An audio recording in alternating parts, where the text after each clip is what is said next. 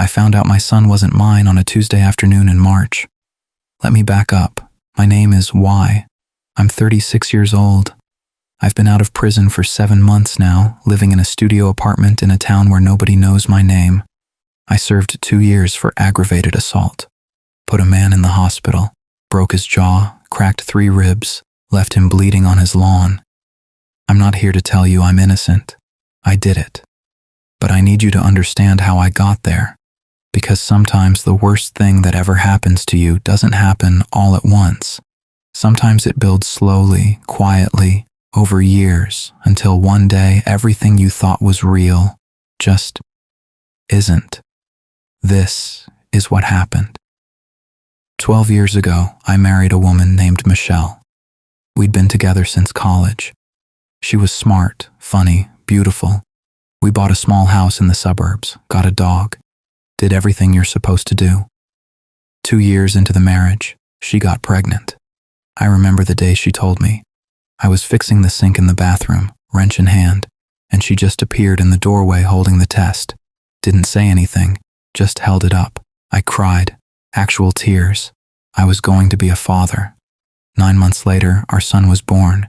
We named him Connor. He was perfect. 10 fingers, 10 toes, this tiny little face that looked confused about being in the world. I held him in the hospital and promised him I'd be the best dad I could be. And for 10 years, I tried to keep that promise. Connor was a good kid, quiet, thoughtful, loved dinosaurs and building things with Legos. We had this routine. Every Saturday morning, just the two of us, we'd go to the diner down the street. Pancakes for him, coffee and eggs for me. We'd sit in the same booth and he'd tell me about school, his friends, whatever was on his mind. He looked like Michelle. Everyone said so. Her eyes, her smile, her laugh. He didn't look like me. I mean, kids don't always look like their parents, right? Genetics are weird. I didn't think much of it. Until I did. It started about a year ago. Connor was 9, almost 10. We were at a family barbecue at my brother's house. Connor was running around with his cousins, and my brother made some offhand comment. Crazy how much he looks like Michelle's side of the family, doesn't have a single thing from you. He was joking, laughing, but something about it stuck with me. I looked at Connor across the yard. Then I looked at the other kids, my brother's kids, my cousin's kids. You could see the family resemblance, the same nose, the same build. Connor didn't have any of it. I told myself I was being paranoid, stupid, but the thought wouldn't go away. A few weeks later, I was helping Connor with a school project about genetics. We were doing this thing with dominant and recessive traits, eye color, hair color, that kind of stuff. Connor's eyes are green, bright green. Michelle's eyes are brown. Mine are brown. I remembered enough from high school biology to know that 2 brown-eyed parents can have a blue-eyed kid if they both carry the recessive gene. But green? That's different. That's rare. I Googled it that night after Connor went to bed. Read through a dozen articles. The odds were low, not impossible, but low. I felt sick. I didn't say anything to Michelle. Didn't know what to say. Hey, I think our son might not be mine isn't exactly dinner conversation, but the doubt was there now, and it grew. I started noticing things, little things. The way Connor's hands moved when he talked. Michelle didn't do that. I didn't do that. The way he tilted his head when he was thinking, the shape of his ears. None of it was mine. I felt insane, like I was inventing problems, but I couldn't stop. 3 months later, I did something I'm not proud of. I bought a paternity test online, one of those kits you can order discreetly. It came in a plain box. I hid it in my car until Michelle took Connor to her mother's for the weekend. I followed the instructions, swabbed the inside of my cheek, swabbed the inside of Connor's cheek from his toothbrush, sealed the samples, mailed them off. Then I waited. 2 weeks. 2 weeks of going through the motions, kissing Michelle goodnight, reading Connor bedtime stories, pretending everything was fine. The results came back on a Tuesday. I was at work when the email arrived. I opened it on my phone in the parking lot during lunch. Probability of paternity, 0%. I read it 3 times. Then I just sat there, staring at the screen, cars driving past, people walking by. The world kept moving, and I couldn't. 0%. Connor wasn't my son. I don't remember driving home. I must have, because suddenly I was sitting in my driveway and it was almost dinner time. Michelle's car was there. Connor's bike was on the lawn. I walked inside. Michelle was in the kitchen making spaghetti. Connor was at the table doing homework. "Hey, babe," Michelle said, smiling. "You're home early." "We need to talk," I said. She looked at Connor. "Sweetie, go play in your room for a bit." Connor grabbed his backpack and left. Michelle turned to me, concerned. "What's wrong?" I put the printed email on the counter. She looked at it. Her face went white. "Where did you get this?" she whispered. "Is it true?" She didn't answer. "Michelle, is it true?" She closed her eyes.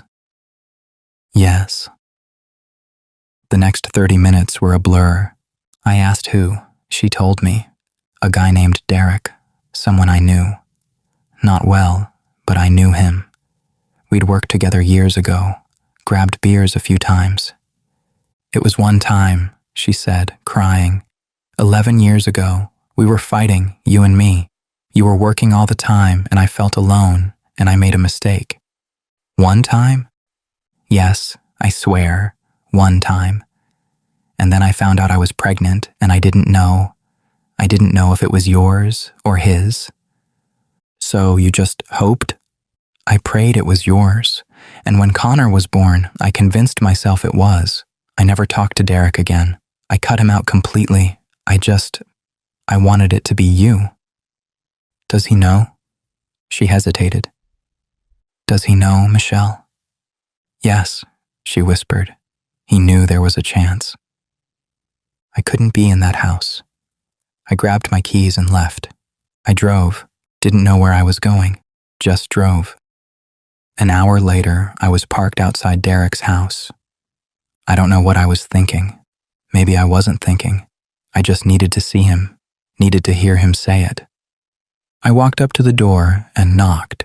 He answered, looked surprised to see me. Why? What's... You knew, I said. His face changed. What? You knew Connor might be yours, and you just, what, let me raise him? He stepped outside, closed the door behind him. Michelle told you. Yeah, she told me. Look, man, I'm sorry. I really am. But that was a long time ago. We both moved on. Moved on? I laughed. Mean. I've been raising your son for 10 years. He's not my son. You're his father. You raised him. You're the one he calls dad. Because you let me. Because it was easier for you. What did you want me to do? Show up and blow up your family? You should have told me. And what? You would have thanked me. I stepped closer. You knew. You knew there was a chance and you just walked away. I made a choice. Michelle made a choice. We thought it was better. Better for who? You? Because it sure as hell wasn't better for me. Why, I get that you're angry. You have no idea what I am. I don't remember deciding to hit him. It just happened. 1 second we were standing there. The next, my fist was in his face. He stumbled back, grabbed his jaw, looked at me in shock. What the hell? I hit him again, and again. He tried to fight back, but I was bigger, angrier. I shoved him down. He hit the ground. I didn't stop. Everything I'd been holding in for months, the doubt, the betrayal, the loss, it all came out. I heard someone screaming, a neighbor, telling me to stop. I didn't stop. Derek was on the ground, bleeding, trying to cover his face. I kept going. Then someone pulled me off, dragged me back. I don't know who. Derek was curled up, gasping. Blood on his face, his shirt. I stood there, breathing hard, knuckles split open. And then I heard sirens. The police came. Ambulance came. Derek was loaded onto a stretcher. Broken jaw, cracked ribs, concussion. I was arrested on the spot. Aggravated assault.